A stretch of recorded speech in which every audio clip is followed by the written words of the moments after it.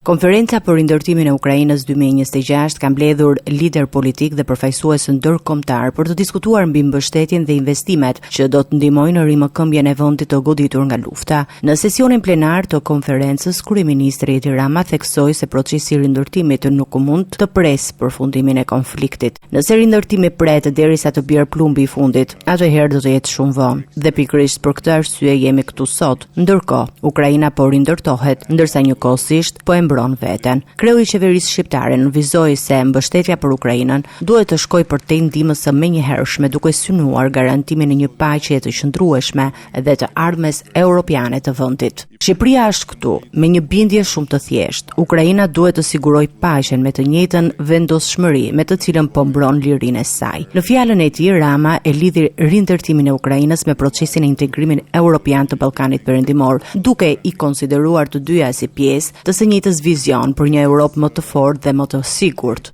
Ne shohim rindërtimin e Ukrainës dhe integrimin europian të Ballkanit Perëndimor si procese që përforcojnë njëri tjetrin. Të dyja kanë të bëjnë me plotësimin e Europës, forcimin e qëndrueshmërisë së saj dhe uljen e cënueshmërive strategjike. Kryeministri shqiptar theksoi se rindërtimi nuk duhet parë si një akt bamirësie, por si një investim strategjik për të ardhmen e kontinentit. Rindërtimi nuk është bamirësi, por strategji. Nuk bëhet fjalë vetëm për të riparuar atë që është shkatruar, po për të ndërtuar një Ukrainë demokrate, europiane, moderne dhe të qëndrueshme. Në përfundim, Rama vlerësoi rolin e Ukrainës në mbrojtjen e vlerave europiane dhe bëri thirrje për mbështetje të vazhdueshme nga partnerët ndërkombëtar. Ukraina po rindërton guximin e Europës. Europa duhet të ndihmojë me rindërtimin e të ardhmes së Ukrainës. Konferenca për rindërtimin e Ukrainës synon të mobilizojë investime dhe mbështetje afatgjatë për sektorët më të prekur nga lufta, duke përfshirë energjinë, infrastrukturën kritike, logjistikën dhe sigurinë si pjesë e përpjekjeve për rimëkëmbjen dhe integrimin europian të vendit.